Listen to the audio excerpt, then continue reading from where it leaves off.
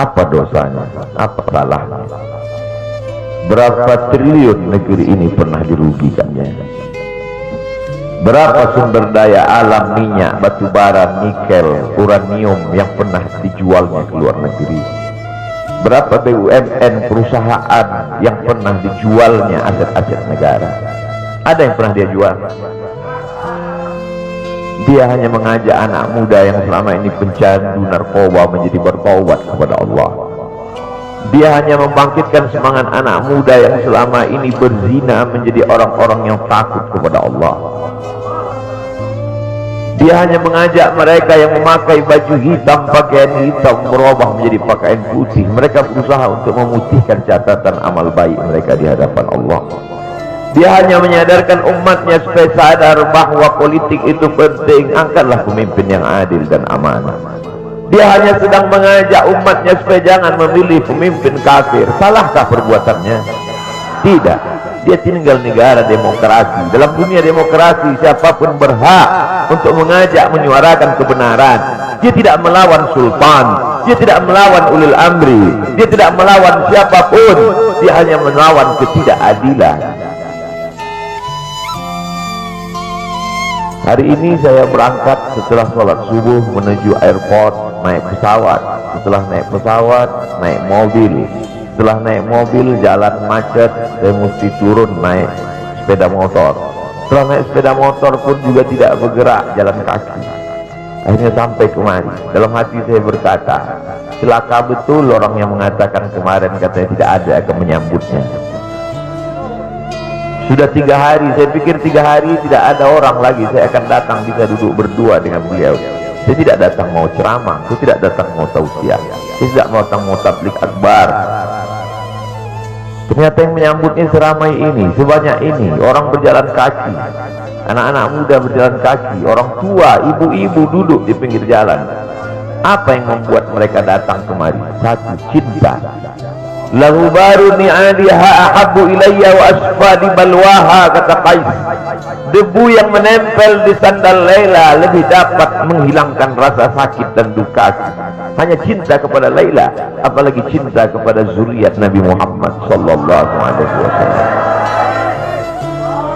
Andai engkau orang alim, andai engkau hafal kitab, andai engkau mengerti kitab kuning, banyak ilmumu, tapi ada kebencianmu kepada ahli bait Rasulullah SAW, hilang keberkahan ilmu. Andai engkau punya derajat seperti seorang wali, andai engkau diangkat Allah sebagai wali, maka jatuh derajat kewalianmu hanya karena kebencianmu kepada ahli bait. Apa kata Kiai Haji Maimun Zubair? Ahli bait itu seperti Quran yang lapuk. Andai ada ahli bait itu yang nakal, yang jahat sekalipun, dia tetaplah seperti Quran yang lapuk. Quran yang buruk, andai titiknya sudah tidak ada lagi, tak akan mungkin kau akan buang. Kau tetap juga akan jaga dia, kau akan cium dia. Kenapa? La yamassuhu illal mutahharun. Allah yang mensucikan. Seorang sahabat Nabi disuruh membuang air bekas daripada bekam Rasulullah SAW. Buanglah ini, kata Rasulullah. Lalu kemudian beliau pergi ke belakang. Setelah itu dia datang lagi menghadap Rasulullah SAW. Rasul tahu apa yang dia lakukan, karena Nabi dapat wahyu. Nabi terbuka hijab, tapi Nabi ingin bertanya kepada dia. Bukan Nabi tidak tahu, Nabi tahu, diberikan Allah pemberitahuan. Nabi ingin memberitahu siapa yang tidak tahu.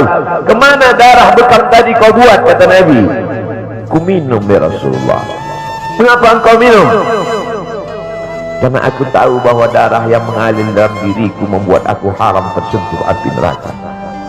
Mengalir darah itu dari dia kepada Sayyidatuna Fatimah, dari Fatimah kepada Sayyidina Al-Hasan, dari Sayyidina Al-Hasan ada juga kepada Sayyidina Al-Husain, dari Sayyidina Al-Husain kepada Sayyidina Ali Zainal Abidin, dari Zainal Abidin kepada Sayyidina Muhammad Al-Baqir, dari Sayyidina Muhammad Al-Baqir mengalir darah itu kepada Sayyidina Ja'far Sadiq, dari Ja'far Sadiq mengalir kepada Sayyidina Ali Al-Uraidi, dari Ali Al-Uraidi mengalir darah itu kepada Sayyidina Muhammad An-Naqib, dari Muhammad An-Naqib mengalir darah itu kepada Sayyidina Isa sampai kepada Sayyidina Ahmad bin Isa Al-Muhajir. Lalu kemudian darah itu mengalir kepada Imam As-Saggaf, Al-Idrus, Al-Haddad, Al-Aqqas, dan salah satunya adalah bin Syihab, dan salah satu dari zuriat bin Syihab itu adalah Sayyidi al-Imam al-Akbar al-Habib Muhammad Rizik Syihab.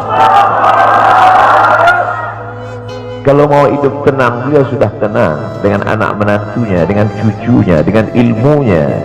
Beliau meraih gelar LC dari Universitas Imam Muhammad Ibn Saud. Dia cukup dengan majlis-majlis maulidnya, cukup. Mengapa dia bersusah payah? Mengapa dia mesti kena fitnah? Dia hanya mengikut darah Sayyidina Al-Husain. Kalau mengikut Sayyidina Al-Hasan lembut, mengikut Sayyidina Al-Hasan lembut sentuhannya. Maka para ahli bait ini mengikut dua aliran, Sayyidina Al-Hasan dan Sayyidina Al-Husain. Kedua-duanya saya cintai. Habaib yang mengikut Sayyidina Al-Hasan, saya datang, saya cium tangan mereka, saya bersilaturahim, lembut gaya mereka. Tapi mereka semua mengajak untuk mencintai Sayyidina wa Maulana Muhammad sallallahu alaihi wasallam. Tapi ada yang seperti Sayyidina Al-Husain, menggelegar suaranya, dia huluskan pedangnya untuk musuh-musuh Allah. Keduanya adalah sama-sama diridhai Allah. Innal Hasan wal Husain sayyida syababi ahli jannah. Yang mencintai Sayyidina Al-Hasan, mencintai Sayyidina Al-Husain, yang mencintai zuriat mereka, keturunan mereka, maka dengan cinta itu bekal kita menghadap Rasulullah sallallahu alaihi wasallam. Andai aku dihadapkan nanti menghadap Allah, tahajudku tak sebanyak Imam Ahmad bin Hanbal, salasa mi'ati raka'ah fil yaumi wal laylah, 300 rakaat sehari semalam. Andai aku dihadapkan kepada Rasulullah SAW, maka jihadku tidak sebanyak Sayyidina Khalid ibn Walid. Setiap jengkal kulitnya, setiap tetes darahnya tak lepas daripada tebasan tombak, anak panah dan pedang. Andai aku dihadapkan kepada Sayyidina Maulana Muhammad SAW, amalku tak sebanyak Abdurrahman ibn Auf. Lalu apa bekalmu hai Abdul Somad? Adakah ceramah-ceramahmu itu bisa kau jadikan bekal menghadap Allah? Tidak. Sebagiannya sudah diambil oleh tatapan mataku melihat berapa subscriber, follower dan viewer. Abdul Somad mungkin habis amalnya sudah riya. Satu-satunya yang akan kujadikan bekal menghadap Rasulullah hanyalah aku pernah mencintai keturunanmu. Aku pernah mencintaimu zuriat.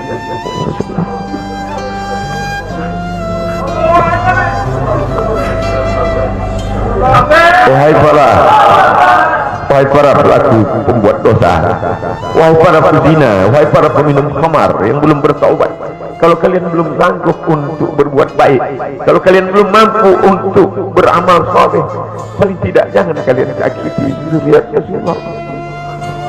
Jangan kalian keluarkan kata-kata, jangan keluarkan kata-kata fitnah.